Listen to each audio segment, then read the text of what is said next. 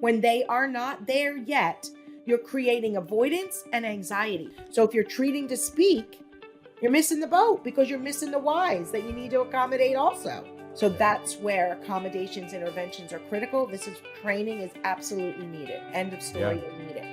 Welcome back to another episode of the Unspoken Words podcast, a Selective Mutism podcast by the Smart Center, produced and published by New Edition Productions. This episode features our latest installment of our Ask Dr. E series, where we answer real questions from our listeners. In this episode, we're going to answer 5 questions, including how to handle anxiety-triggered potty talk from your child with SM, should you explain SM directly to your child, strategies for teachers, and more. Before we get started, if you have any questions on anything you hear in today's episode, please head to selectivemutismcenter.org/ask Dr. E, that's ASKDRE, and enter your question. The team reads all your submissions and does our best to answer them on podcast episodes like this one, on blog posts, and on social media. And speaking of social media, for the best of this episode and every episode of Unspoken Words, make sure to follow the podcast on Instagram and YouTube. We are at Unspoken Words _podcast on Instagram and Unspoken Words Podcast by Dr. E on YouTube. All right, without further ado, please enjoy the latest episode of the Unspoken Words podcast. Hey listeners, before we get started, I want to tell you about Communicamp, our 3+ day intensive group treatment and all-day parent education and support program designed to help parents, children, and teens overcome selective mutism, social anxiety, and extreme shyness. It's over 16 hours of parent education and support, as well as 16+ hours of treatment for your child or teen. Spaces are limited and spots book fast. To learn more, please find Communicamp in this episode's description or head to communicamp.org and complete our interest form, and our team will be in touch. Let's help your child or teen find their voice. Okay, now enjoy the episode. Hey, Dr. E. Brandon, how are you? I'm really excited. We're on the other side of 50 episodes. We hit 50 2 weeks ago when this episode comes out, and I think that's a big milestone. It is a big milestone, and I'm just so excited by all the listeners we have all over the world. So it's not just America, it's all over the world. And of course, people want us to translate in multiple languages, so they'll have to use the Google Translator because I don't know all those languages. But yeah, it's really, really exciting. We get great feedback, and I'm excited for another Ask Dr. E. I feel like it's been a while since we did Ask Dr. E. When was the last time we did it? We do these like every 2 and 2.5 months, depending on other episodes that we book with guests and things like that. It's longer, but I really like to do more because these are real questions from real people, and I really feel that people love it. And I know when we're at Communicamp, one of the things parents love the most is the ability to ask questions, because typically the questions that people ask, other people want to know too. So to me, this Ask Dr. E are real questions from real people. So I know we didn't discuss this as something to talk about, but I would like to move it up to at least once a month. Yeah, we get a lot of the questions in the form are, we always ask, how did you hear about the Ask Dr. E segment? And we either get podcasts or sometimes website, but a lot of times it's Communicamp. People are asking questions literally on the fly at camp. Because I know we have those QR codes that you guys set up at the camps. We're going to answer some questions today on this episode that are literally those questions. So hopefully the people that ask them are listening. We always send them the questions after and tell them we answer their questions and stuff like that. So shameless plug for everyone out there who's listening to this episode. If you have a question for Dr. E from listening to our podcast or at camp or a previous session, go to the website, ask the question, and we get a good amount, but we don't get enough where we can't read them all, and we read them all and we try and answer them. So we have 5 questions here. People that have not listened to the Ask Dr. E in the past, we run through 5 questions, spend about 5 minutes on each, and Dr. E answers real questions from our listeners and Smart Center patients. And we love answering the questions. So let's get going. Let's jump into questions. Question number 1: how can I address my daughter's excessive use of potty talk, especially when anxious, without discouraging her from speech or communicating? So I've been asked this before. Not all children do this. I don't know the age of this child. So knowing the age of the child would be very helpful, because I'm assuming this is a young child. Now, if they tell me she's a 15-year-old, it's a whole different story, right? because developmentally a 15-year-old shouldn't be doing potty talk excessively. So if this is a young child that's using potty talk, this is really just the way you'd answer it is you don't want to focus on the word talking here, because that's my premise. Courage isn't loud, and it's not about talking. It's about understanding and communicating and communication. So if a child is using inappropriate language, inappropriate behaviors, we have to talk with them about it based on the age, explain why that's not appropriate, and basically discipline as needed. In other words, if they're potty talking inappropriately at an inappropriate time, that's not appropriate. We need to talk to them about it and implement, a process as to how to help them learn not to use the potty talk. And it shouldn't interrupt their communicating. I know we have another question about kind of using words more and kind of talking louder when kids find their voice, some of them. So it might be that, hey, it sounds like you found your voice. You feel pretty comfortable using your voice, but can't use potty talk. It's not nice. It's not appropriate. And then kind of state it and kind of move on. There's a story I've told before about the little boy that was about 6 or 7 years old, and they were out shopping, and they were in a lingerie store. The mother had to pick up some bathing suits, and it was a lingerie store, and the child loved the word lingerie. And it was a little boy, 6 years old, and he kept saying, lingerie, lingerie, I love lingerie. And I know it's funny and you're smiling as I'm saying it, but it got to the point where it wasn't appropriate to be saying that all the time everywhere. And I said to the parents, how often do you talk to him about saying the word lingerie? And she's like, we tell him all the time, stop saying the word lingerie. It's odd that he kept saying it, at really inappropriate times, sitting at the dinner table at Passover dinner was I love lingerie. It just wasn't appropriate. So I said to the parents, you state it, you move on. And then I said, what you want to do is stop giving light to it. Stop giving it so much attention. And basically the parents stopped using the word lingerie and stopped talking about it and almost ignored the child, because the child was getting negative attention from it. So every time the child is, in this case, maybe using potty talk, and that other little boy I was working with, or I knew about, the parents had told me about, I said, just stop talking about it. Give it no energy. And believe it or not, within 4 days, the child stopped using the word because he wasn't getting attention for it. So you have to say it's not appropriate, but stop feeding it. So what I would say to this mother is don't feed the conversation, state it.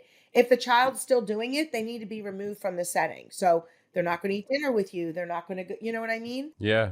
So it's almost just to sort of just ignore it is your advice. Well, you state it, but you reward positive. So let's say the child didn't use potty talk. You don't want to bring attention, but if the child goes, I didn't use my bad language, parents should say, that's great, that's respectful, and move on. You don't want to feed these conversations, as I call it. You just want to state it and move on. But if it gets really bad, you have to remove the child from the situation and can't reward them from doing it. And you can't ignore it completely. But do you know what I mean? It's a balance. Yeah, it's like if you say don't jump, some kids will jump, right? So you don't want to. The same thing with the little light socket on the side of the room, in the room. Some parents or the stove. Stop talking about it. You'll see the child poking their finger near it because you're like, don't go near it, don't go near it, don't go near it. Where a really young child that's curious is going to go near it. So you just want to kind of state it and move on. And if it doesn't get better, you put child locks. In this case, so I would try that with the parent. You're not discouraging communication. You're not saying don't talk. You're just saying you can't use that language because we want to make tricky subject. Yeah, it's a tricky subject and it's a balancing act, but it's not about talking here. It's about inappropriate communication. Right. All right, let's move on to question number 2. How can I help my child with selective mutism communicate non-verbally in an emergency during swimming lessons when traditional strategies like cards aren't an option? She loves swimming and participates well, but I want to ensure she does have a way to ask for help if she needs it. So I am assuming this child is old enough to understand this process. Again, I think we need to know the ages of some of these children because it would help me gear the answer.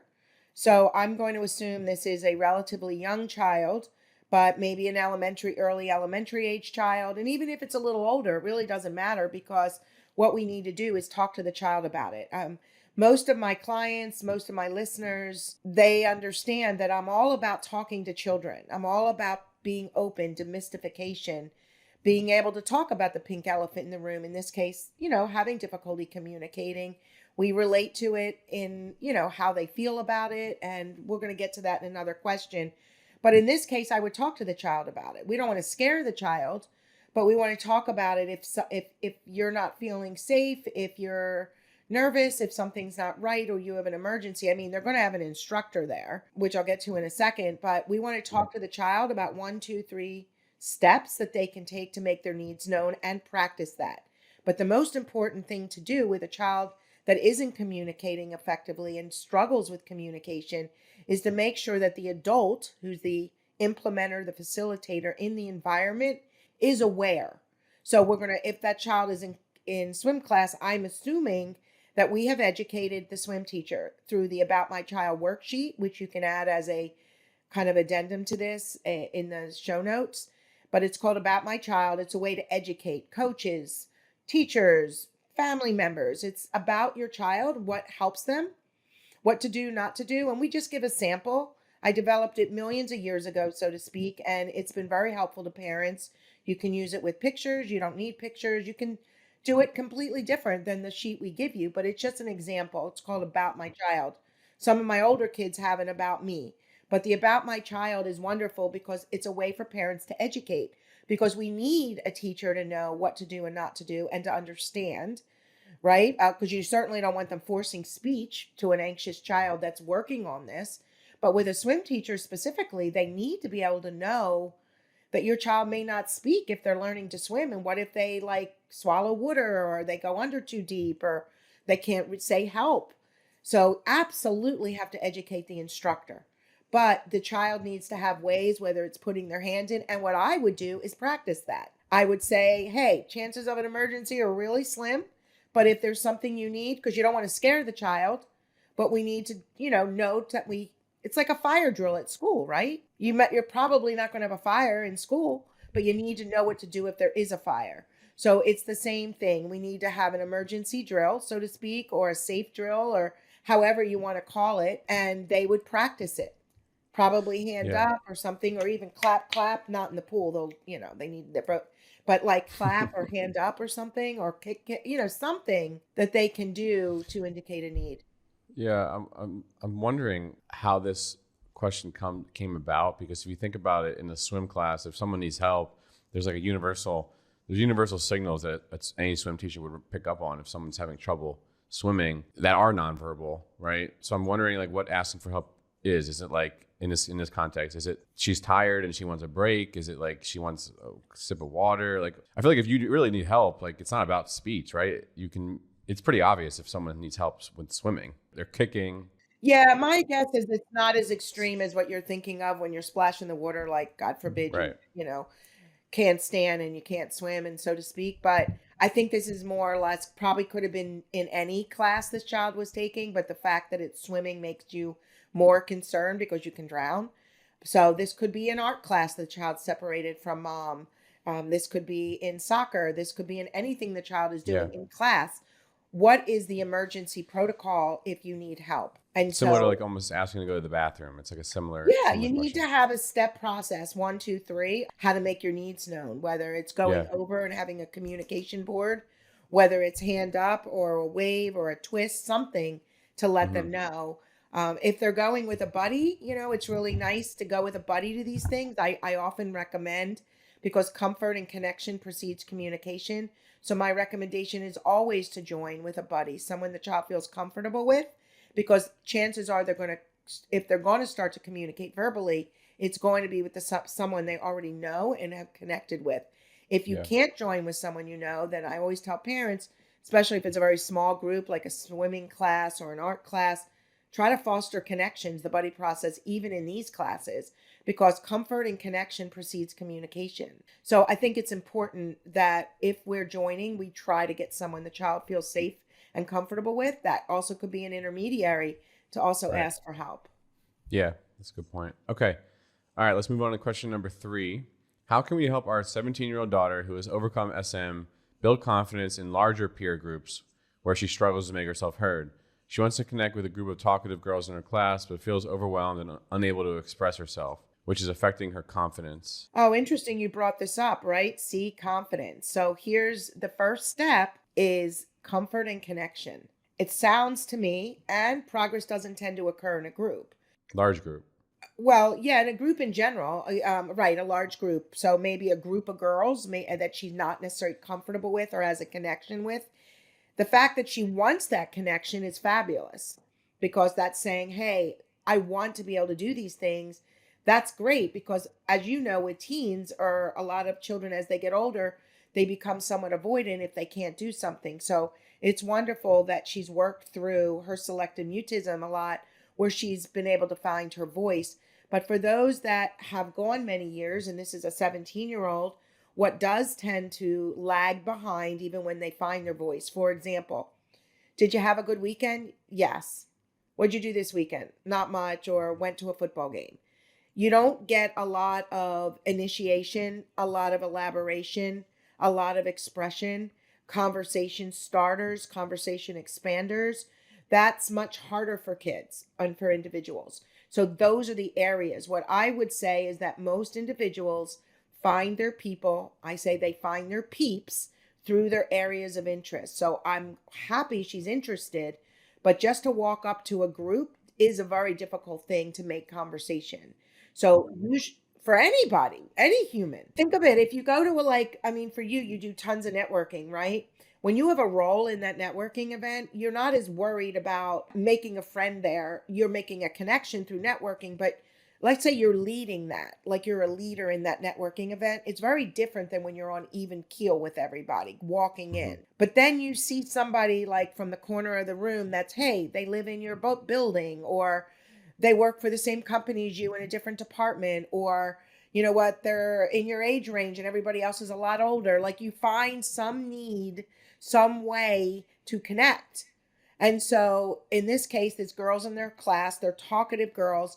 I would say to have an activity, to have something to join with them and not think of it as a huge group, but maybe an activity, a club where there's a focus. So it's always over the task that they're doing that connections are made when you're older. It's hard. Or if she's like, no, I just want to be able to say hello. I will say it's typically pretty awkward, but we certainly, can work on conversation starters. It's usually over, again, something you're doing. It's awkward for someone that doesn't have a connection to go up to a group of kids, especially teenagers, to say, hi, how was your weekend, when you don't really know them or have a connection. So the first step is comfort connection, which fuels confidence and communication. So having a task, a club, an activity, working with teachers to pair and group. So I have a girl, she's about 16 years old. She loves basketball. She joined the basketball team. Didn't have a ton of friends on the basketball team, but she joined the basketball team. We educated the coach on, because it was through the school, on comfort precedes communication and to do the pairing and grouping. And a couple of these girls were in some of her classes, so we worked with the teachers the same way.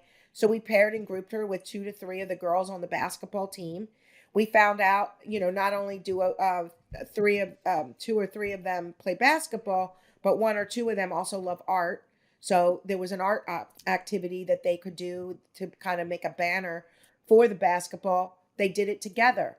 Well, don't you know, through those pairing and grouping, through the art banner design club, sitting with in a couple of the classes, the child had a much easier time because it was over the activity, like give me the ball, or hey, what's up?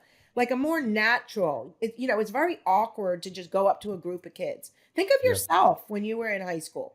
And let's say you were in school and there were about 5 kids together and you didn't really have that connection. It's kind of awkward. And when you're what we call neurotypical, you realize that it makes your anxiety worse. So let's pick an activity, a task. Let's work with the teachers. Let's talk with her about it. She's 17. What would she like to do? I work with college age kids all the time about joining a club and we go on the internet together. We pick a club. We may email the professor and say, hey, I'd like to join this club, or, sign up that way. And we work through the conversation starters. We work through the conversation expanders. So this child needs to be in therapy to work through all these things. We have things called action plans. Where are you going? Who's going to be there? What can the person ask? What can you ask? What's your answer to their question? So we work through it. And sometimes we call them sandwich questions. We have I am and I just statements. It's, hi, how are you? Good. I'm, going to the basketball game after school. How about you? Like, we work with them on these conversations. Brandon, most people think lower anxiety and voila, it all occurs, and it doesn't. For many individuals that are older, not the 3 or 4-year-olds and 5-year-olds, but the older individuals, they truly need more work on initiation, expansion of conversation, and continuing on through a lot of the things I just talked about. Yeah, a lot of great advice there. Hey listeners, we'll get back to the episode in a second. I want to tell you about Communicamp, our popular 3+ day intensive group treatment and all-day parent education and support program designed to help parents, children, and teens overcome selective mutism, social anxiety, and extreme shyness.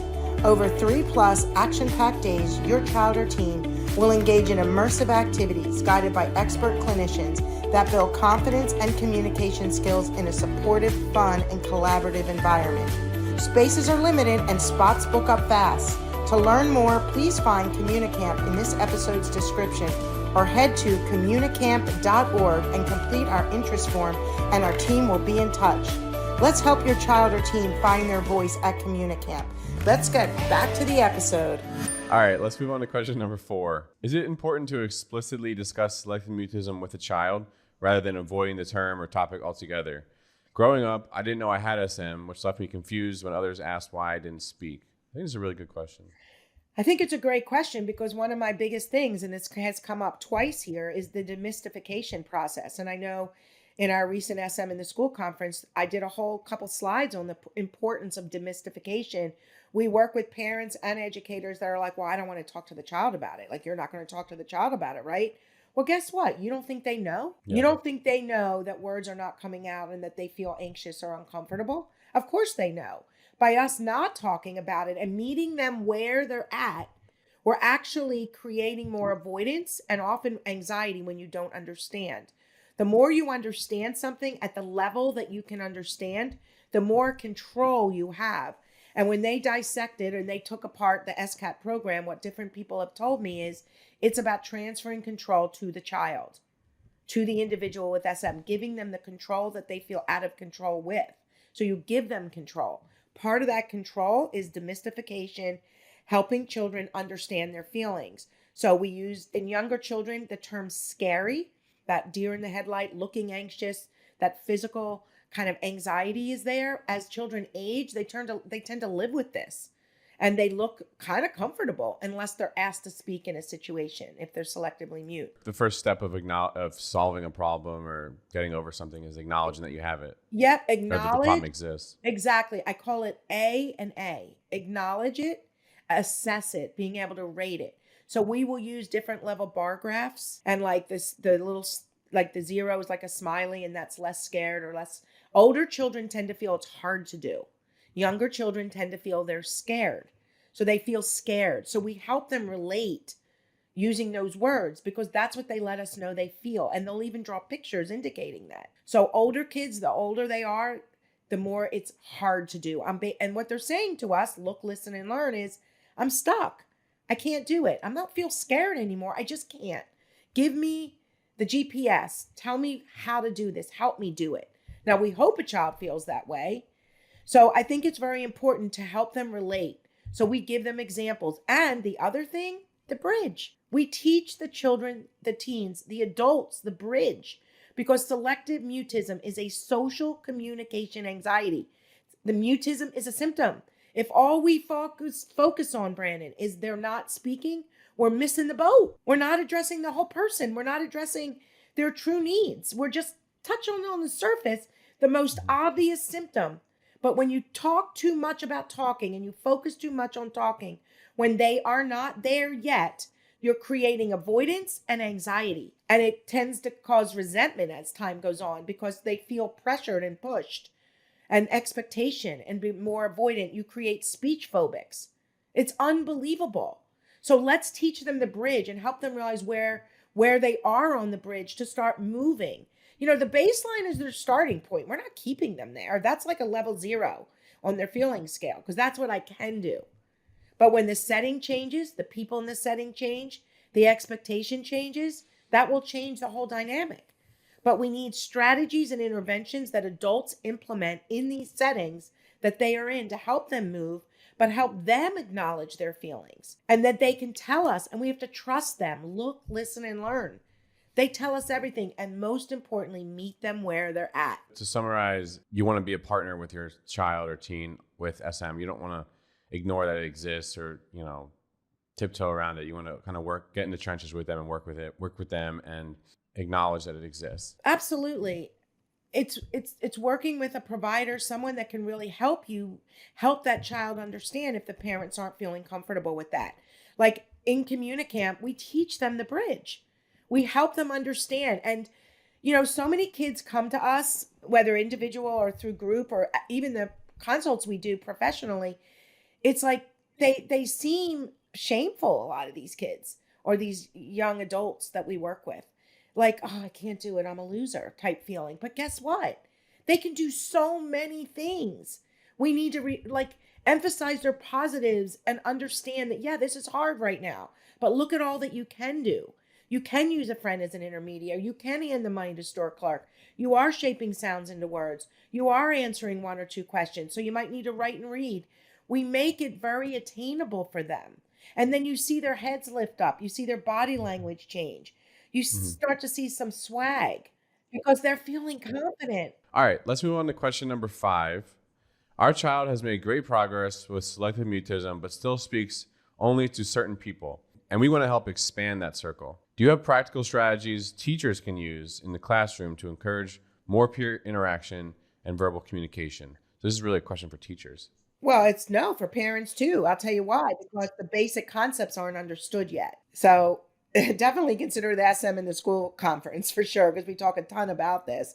But comfort and connection precede communication. Comfort precedes communication. Progress doesn't tend to occur in a group. Your child needs to understand that you're not just going to start to talk to random people. It doesn't work that way. And we can't make that child feel it does. It's our job as parents, it's our job as teachers to set the world up, the silent goals, the buddy process. So how do you build comfort and do strategies away from the group, which is what you need to do. So you do it through the buddy process. You do it through the buddy process. We pair and group children, 3 to 5 children or 2 to 3 kids based on the age and the child's overall anxiety. We pair and group with them. We sit them with them. We, in small groups next to them in their desk area. All the teachers know. Parents are simultaneously, ideally, working on outside get-togethers. We're doing small groups in the room, like spot work, pull-in work with other, doing some kind of small group. It could be math manipulatives. It could be reading. It could be anything in the back of the room, in the spot in the room. Pull-outs, friendship groups, lunch bunches, clubs, activities away from the group. And we do all of this as a means to set the world up for success to occur. So rather than thinking it as just how do we get us verbalizing with more kids, it's how can we set this up, whether you need accommodations through a formal 504 or an IEP, depending on how your child is functioning in the school. 504s and IEPs and the differences are important. They're in public school. You might want to, I think we have an episode on that, but also like realizing that children do need accommodations and interventions to make that progress. We say this all the time at camp. Children aren't going to walk in and say, hey, do this. Ask me questions this way. Make sure you sit me with those 2 kids. Make sure when you ask me a question, you give me 5 to 10 seconds to respond. They don't do it. Now, if there is a child that's super proactive and wants to walk in and kind of give a list to their teacher, all right, great. But the majority don't. We need to educate others on how to question, when to question, where to question, and with who to question.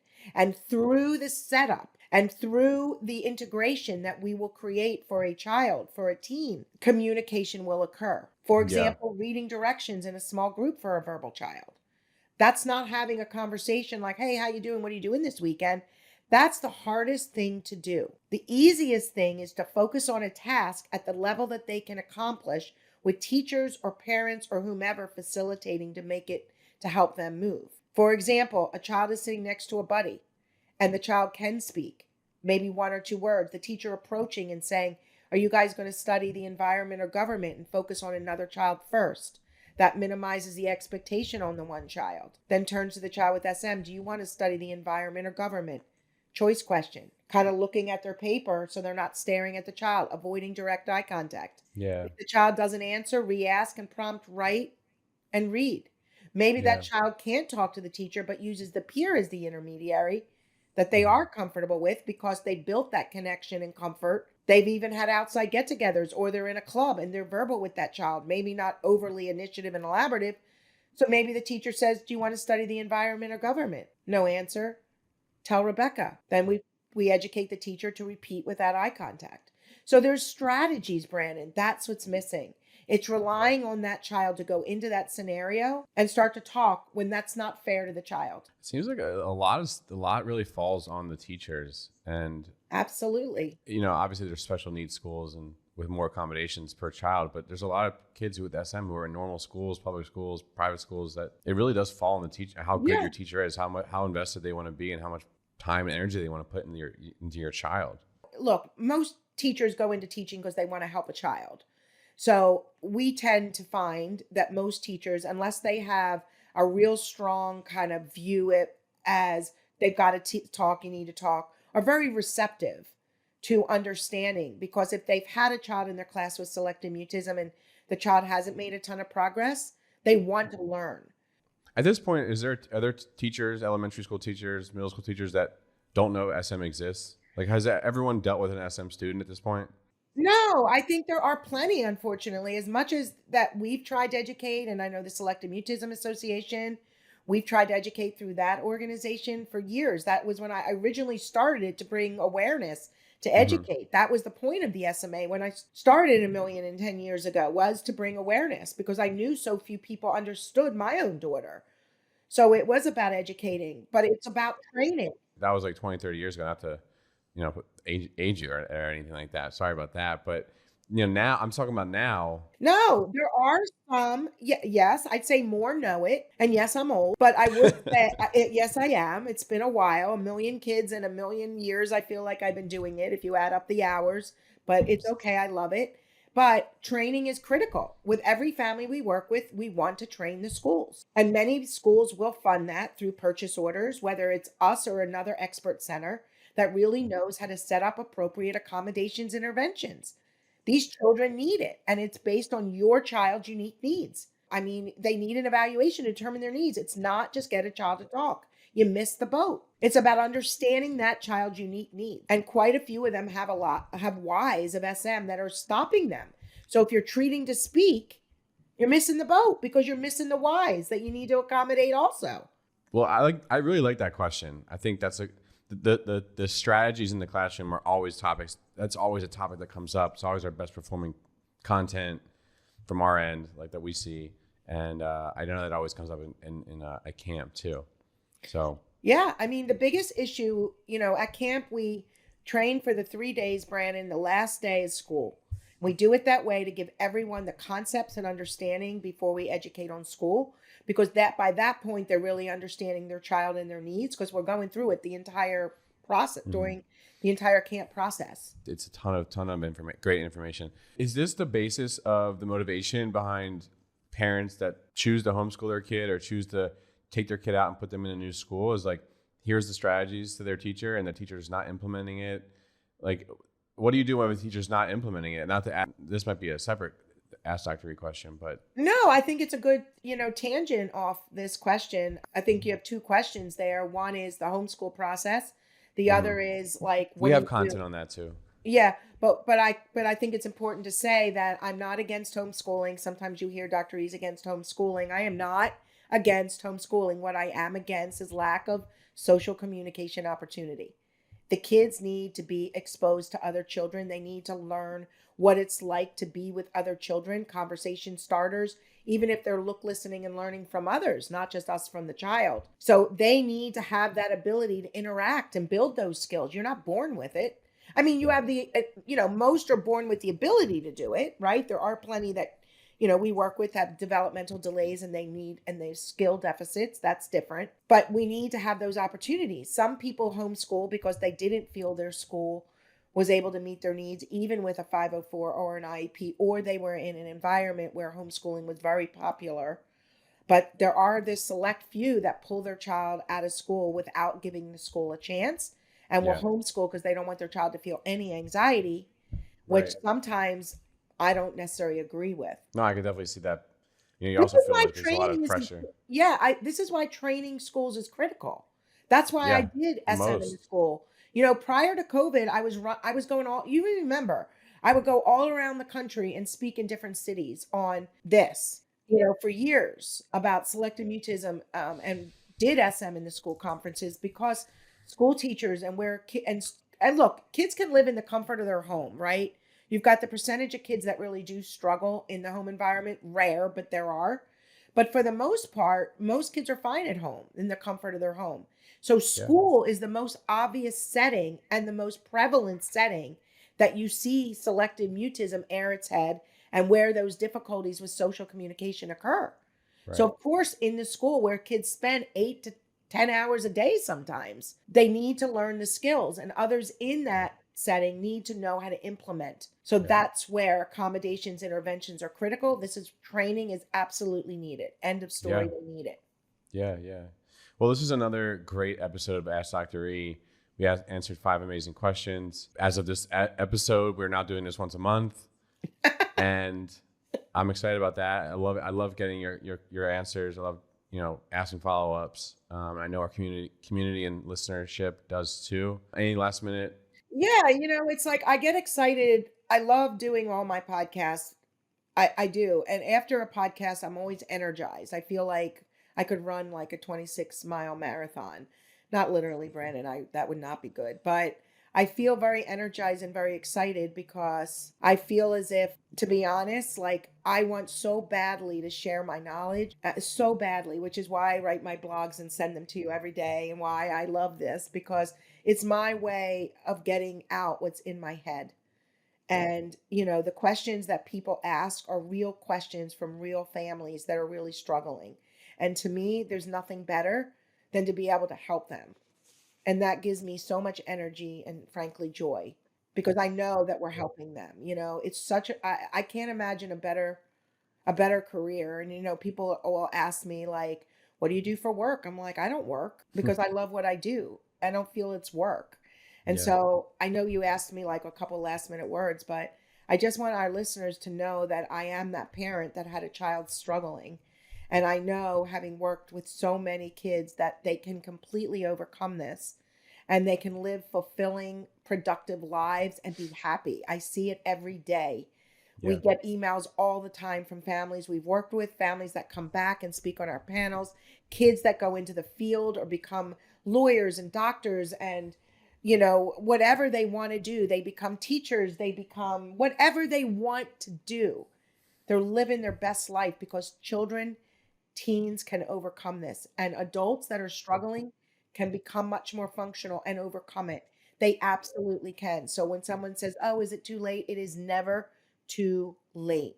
But let's meet those individuals where they're at and move from there, and stop having these wish lists that are all the way up here when those kids or whomever you're working with. We got to meet them where they're at. Yep. And one of the things that this podcast exposed, at least for me, is how many people have SM as an adult or are coming out that they had SM growing up and they didn't realize it from listening to this or hearing about this podcast. And so I think that this awareness, this is one of the ways that you guys get people that come to camps and stuff like that, is they listen to these episodes and they find a lot of value out of it. So I love doing them and excited to do more. So that wraps up the latest episode of Ask Dr. E, episode 51 of the Unspoken Words podcast. And we'll see you next time. Bye, Bran. Bye. Thank you for listening to Unspoken Words, a Selective Mutism podcast hosted by me, Dr. E, and the Smart Center. This episode and all episodes of Unspoken Words is produced by New Edition Productions. Don't forget to submit any questions you have from today's episode using our Ask Dr. E form on our website. Just head to selectivemutismcenter.org/ask-DRE. I'd love to answer your question in a future episode or blog post. Remember, for the best of this episode and every episode of Unspoken Words, please follow the podcast on Instagram and YouTube. We are at Unspoken Words _podcast on Instagram and Unspoken Words by DRE on YouTube. Or join our newsletter for additional SM content. We release new episodes every other Monday at 6 a.m. Eastern Standard Time. We'll see you next time.